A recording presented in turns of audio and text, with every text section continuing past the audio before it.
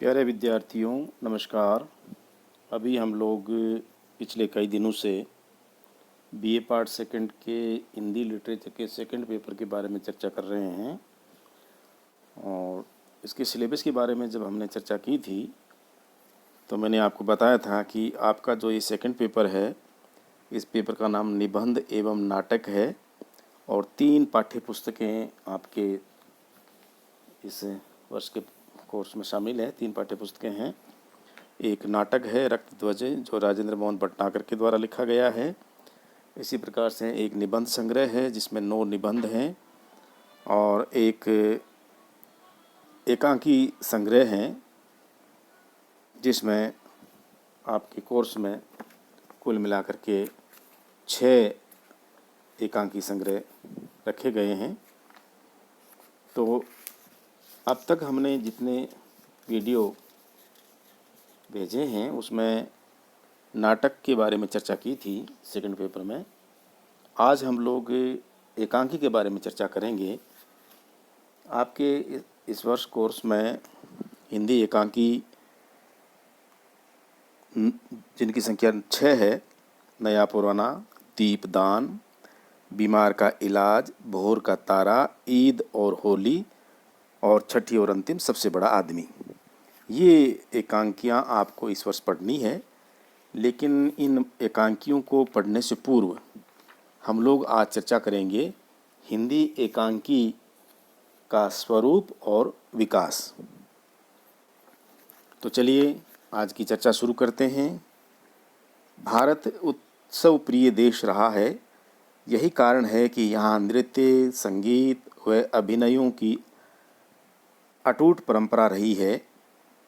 उत्तर भारत की रामलीला, बंगाल की यात्रा, ब्रजभूमि की रासलीला, महाराष्ट्र का ललित, गुजरात का भवाई, राजस्थान की कठपुतली और नौटंकी आदि लघु नाटकों के ही अन्य रूप हैं।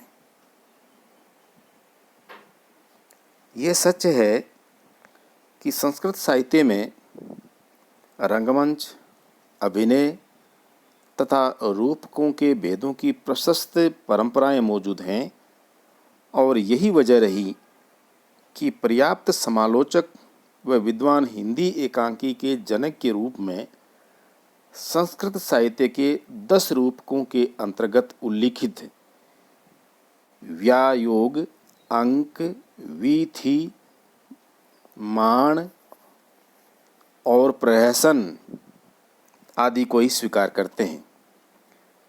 लेकिन वस्तु स्थिति यह है कि आज का एकांकी आधुनिक युग के मनुष्य की व्यस्तता में से कुछ समय मनोरंजन के लिए खोजने का ही प्रतिफल है और वह अपने रूप व शिल्प में अंग्रेजी के 1 एक्ट प्ले के समान है। एकांकी के स्वरूप का विवेचन करते हुए प्रोफेसर सद्गुरु शरण अवस्थी का कथन है कि एकांकी में एक सुनिश्चित सुकल्पित लक्ष्य, एक ही घटना, परिस्थिति अथवा समस्या, वेग संपन्न प्रवाह है तथा निदर्शन में चातुरी आवश्यक है। लंबे कथोपकथन यानी डायलॉग बहुत लंबे चौड़े नहीं होने चाहिए। दृश्यों की अतिशयता, बहुत ज़्यादा दृश्य नहीं होने चाहिए। उसमें विषयातंत्रता यानी विषय जो सब्जेक्ट लिया है उसको चेंज नहीं करना है, बदलना नहीं है, वही विषय रहना चाहिए प्रारंभ से अंत तक। वर्णन बाहुल्य यानी किसी भी घटना का, प्रसंग का, दृश्य का बहुत ज़्यादा लंबा चौड़ा वर्णन नहीं करना है। चरित्र विकास के लिए लंबे प्रयोग और उलझी हुई कल्पनाएं अवांछनीय है, यानी ये चीज़ें नहीं होनी चाहिए एकांकी में। ख्याति प्राप्त साहित्यकार उपेंद्र नाथ अश्क, जिनकी एक एकांकी इस वर्ष आपके कोर्स में शामिल है, इन्होंने एकांकी के लिए 3 बातें अनिवार्य मानी हैं। आकार व समय की लघुता, यानी एकांकी का जो आकार है विस्तार है वो छोटा होता है और बहुत कम समय में एकांकी को प्ले किया जा सकता है, अभिनय किया जा सकता है, दिखाया जा सकता है मंच पर। अभिनयशीलता यानी जो एकांकी लिखी गई है उसका मंच पर मंचन हो सके, उसका अभिनय पात्रों द्वारा किया जा सके, ये शर्त भी जरूरी है उसमें। और नंबर 3 है रंग संकेतों की स्पष्टता, यानी क्योंकि समय कम होता है एकांकीकार के पास और एक ही अंक होता है, दृश्य कम होते हैं, पात्र कम होते हैं, तो जो भी बात कहनी है वो अधिकतर संकेतों में कही जाएगी और संकेत स्पष्ट होने चाहिए ताकि दर्शक को जो इस एकांकी को देख रहा है या उस पाठक को जो इस एकांकी को पढ़ रहा है उसके वो बात सारी स्पष्ट हो जाए। एकांकी में मुख्यतः जीवन की कोई एक घटना या प्रमुख संवेदना ही व्यक्त होती है। याद रखिए, जिस प्रकार उपन्यास में लंबा चौड़ा पूरा जीवन दिखाया जा सकता है, कहानी में नहीं, उसी प्रकार जिस प्रकार नाटक में अंक अधिक होते हैं, दृश्य अधिक होते हैं, घटनाएं अनेक आ सकती है, लेकिन एकांकी में केवल एक ही घटना या कोई प्रमुख संवेदना ही व्यक्त होती है। साथ ही उसमें अभिव्यक्त घटनाओं का चुनाव दैनिक जीवन से किया जाना चाहिए। नाटक एकांकीकार को चाहिए कि जब वो एकांकी लिखे तो उसमें जो घटना ले, जिस पर एकांकी लिखनी है, उसका संबंध हमारे दैनिक जीवन से होना चाहिए। हमारी ज़िंदगी में जो भी घटनाएं घटित होती है उनमें से अगर कोई घटना लेकर के एकांकीकार एकांकी लिखेगा तो उससे दर्शक जुड़ सकेंगे सीधा। साथ ही उसमें ऐसा करने से उसमें वास्तविकता और मनोरंजन का समावेश हो सकेगा। यानी वास्तविक जीवन की कोई घटना लेगा एकांकीकार तो उसमें वास्तविकता नजर आएगी, यथार्थ नजर आएगा, पाठक और दर्शक को उसके साथ जुड़ने में सुविधा रहेगी और साथ ही उसका मनोरंजन भी होगा, क्योंकि संघर्ष एकांकी का प्राण है। अतः दो विरोधी पात्रों या वर्गों में भाव संघर्ष का चित्रण भी आवश्यक है। एकांकी के कथोपकथन में, यानी एकांकी के जो डायलॉग हो, संवाद हो, वो बहुत ही कौतूहलवर्धक होना चाहिए, जिज्ञासा होनी चाहिए, उसमें गति की तीव्रता होनी चाहिए। संवाद चुटेले हों, संक्षिप्त हो, पात्रा और प्रसंगानुकूल हो और इन सब की परिणति चरम सीमा में होना अनिवार्य है। चित्रण यथार्थ पर आधारित हो लेकिन आदर्श की ओर संकेत परमावश्यक है।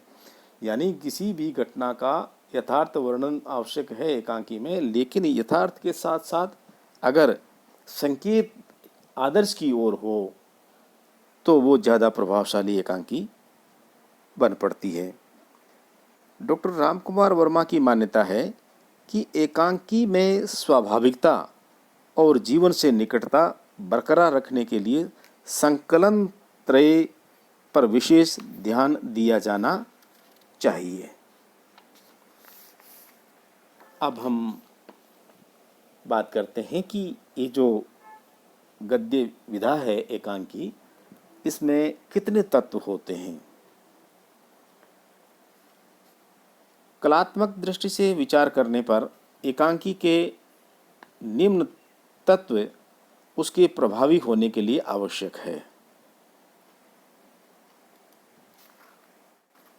नंबर 1 कथावस्तु, नंबर 2 कथोपकथन यानी संवाद, नंबर 3 पात्र एवं चरित्र चित्रण, नंबर 4 भाषा शैली, नंबर 5 उद्देश्य, नंबर 6 संकलन त्रय।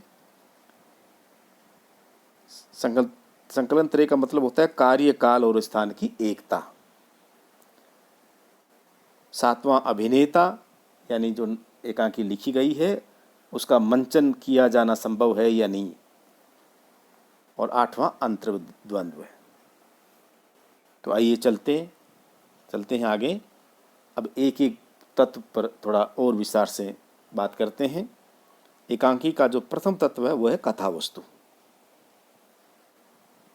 ये एकांकी की रचना प्रक्रिया का मूल आधार है। इसी के माध्यम से चरित्रों की सृष्टि और विकास होता है। एकांकीकार इतिहास, राजनीति, धर्म, समाज आदि क्षेत्रों से कथा वस्तु चुनकर एकांकी की रचना करता है। यानी एकांकीकार जो कथा वस्तु चुनेगा उसके ये क्षेत्र हो सकते हैं। समाज में से ली जा सकती है कोई घटना, धर्म से संबंधित कोई हो सकती है, राजनीति या इतिहास की कोई घटना हो सकती है। इसके साथ ही यह भी अनिवार्य है कि उस कथा वस्तु को वह जीवन के सामयिक संदर्भों से भी संबद्ध करके दर्शकों का ध्यान आकृष्ट करे। सामयिक यानी अभी जो जीवन चल रहा है उस घटनाक्रम का संबंध उससे भी जोड़े। हाँ, उसमें कल्पना का प्रयोग भी संक्षेप में किया जाना चाहिए। कथानक का प्रारंभ जिज्ञासा एवं कौतूहल से युक्त होना चाहिए। यानी जो ही एकांकी को पाठक पढ़े या दर्शक देखना शुरू करे तो प्रथम दृश्य से ही कथानक इतना आकर्षक होना चाहिए कि उसका दर्शक या पाठक उसके साथ जुड़ जाए, रुचि उत्पन्न हो जाए उसकी उसमें। कथानक में रोचकता और विस्मय आदि गुणों का समावेश भी होना चाहिए।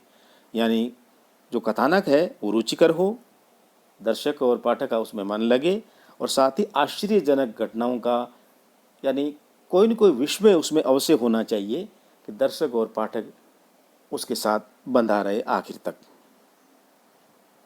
कथा वस्तु के 5 भाग होते हैं। पहला प्रारंभ, फिर नाटकीयता, फिर द्वंद्व,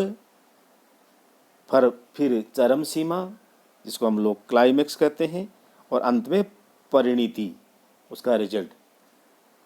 कथानक का स्वरूप रंगमंचीय सूचना के साथ ही दर्शक के सामने स्पष्ट हो जाता है। उसके बाद वस्तु का निर्माण होता है जिसे एकांकीकार बड़े आकर्षक ढंग से प्रस्तुत करता है। नाटकीयता और अंतर्द्वंद्व कथा वस्तु को विशेष लोकप्रियता प्रदान करते हैं। जहाँ नाटकीय संघर्ष अपनी चरम सीमा पर पहुंच जाता है उसे चरमोत्कर्ष कहते हैं। यहाँ पहुंचकर एकांकी के सभी संघर्ष और द्वंद्व समाप्त हो जाते हैं। कथा वस्तु में सहज गतिशीलता का होना भी आवश्यक है। अगर गतिशीलता कथा वस्तु में नहीं होगी तो दर्शक और पाठक बोर होने लग जाएंगे, ऊबने लगेंगे, उनका मन उसमें लगेगा नहीं, कहानी आगे बढ़ेगी नहीं। इसलिए गतिशीलता का होना बहुत ज़रूरी है। नाटककार की सफलता इसी पर निर्भर है कि वह कथानक को चरम सीमा की अवस्था पर पहुंचाकर समाप्त कर दे। संकलन त्रय के कारण एकांकी के कथानक में एकान्विति एवं संतुलन की प्रतिष्ठा होती है।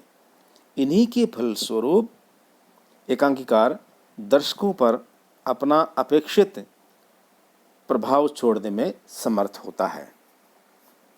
दूसरा प्रमुख तत्व है एकांकी का, वो है कथोपकथन या संवाद। यह एकांकी का बहुत ही महत्वपूर्ण तत्व है। एकांकीकार इसी के माध्यम से चरित्रों का विकास और कथा वस्तु का प्रसार करता है। इसकी सफलता इस पर निर्भर है कि वह संक्षिप्त एवं सरल कथोपकथनों की योजना करे। यानी एकांकीकार को चाहिए कि जो संवाद वो लिख रहा है, यानी पात्र जो संवाद बोल रहे हैं वो छोटे हों, क्योंकि एकांकी में समय का बड़ा महत्व है। क्यों समय नहीं होता है, ये नहीं कि 3 घंटे तक एकांकी चल रही हो, क्योंकि एक ही अंक में और कुछ चंद दृश्यों में ही उसको समाप्त करना होता है। इसलिए संवाद संक्षिप्त हो और सरल हो। यानी जो संवाद एकांकीकार लिख रहा है वो पात्र और परिस्थिति के अनुकूल होने चाहिए। जैसा पात्र है वैसे ही संवाद होने चाहिए और सरल होना चाहिए, ताकि दर्शक और पाठक को समझने में आसानी रहे। साथ ही उस संवाद के माध्यम से चरित्रों का विकास हो। चरित्र चित्रण में संवाद बहुत बड़ा योगदान देते हैं। रोचकता एवं स्वाभाविकता से उत्पन्न संपन्न कथोपकथन एकांकी की सफलता में बहुत सहायक होते हैं। यानी संवाद रोचक भी हो और साथ ही स्वाभाविक भी हो, उसमें अति नाटकीयता नहीं होनी चाहिए, जिसको हम दूसरे शब्दों में कहें तो कोई बहुत ज़्यादा डायलॉगबाजी से कहते हैं वो नहीं होना चाहिए। संवाद सरल हो, सीधे हो, स्वाभाविक हो, जैसा हम दैनिक जीवन में बोलते हैं वैसा ही संवाद होना चाहिए।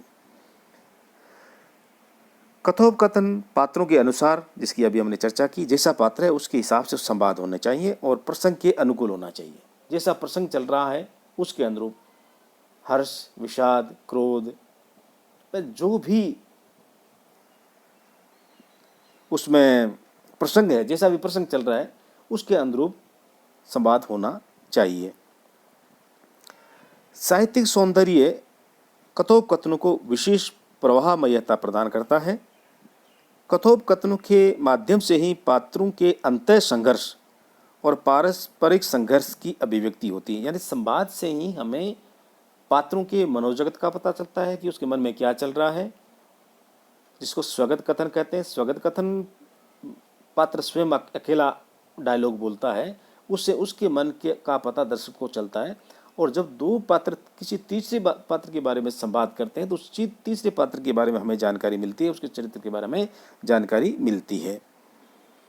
प्रत्येक कथोपकथन सोद्देश्य एवं साभिप्राय होना चाहिए। यानी प्रत्येक डायलॉग का कोई न कोई उद्देश्य होना चाहिए, कोई न कोई मतलब होना चाहिए, क्योंकि एक एक शब्द कीमती होता है एकांकी के संवाद में।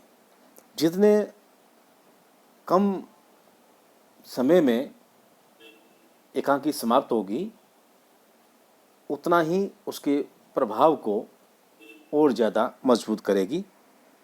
एकांकी की मूल संवेदना के प्रकटीकरण का माध्यम भी कथोपकथन ही होते हैं। मूल संवेदना यानी जिस विषय को लेकर के, जिस भाव को लेकर के, यानी जिस उद्देश्य से कहानी एकांकी लिखी गई है, वो जब पात्र आपस में बातचीत करेंगे, संवाद बोलेंगे, तभी तो दर्शक को पता चलेगा कि मूल समस्या क्या ली है, मूल संवेदना इसकी क्या है। कथोपकथनों के द्वारा भाषा जीवंतता प्राप्त करती है। तो प्यारे बच्चों, आज हमने आपके इस वीडियो में आपकी जो पाठ्यपुस्तक है एकांकी संग्रह, इसके बारे में चर्चा की और हमने ये जानने की कोशिश की कि एकांकी का स्वरूप और विकास कैसे हुआ, एकांकी किसे कहते हैं, उसके तत्व कितने होते हैं, और जो 8 प्रमुख तत्व है उसमें से प्रथम 2 तत्वों के बारे में चर्चा की, कथावस्तु और कथोपकथन के बारे में। कल हम इसी विषय पर और आगे चर्चा करेंगे। तब तक के लिए नमस्कार।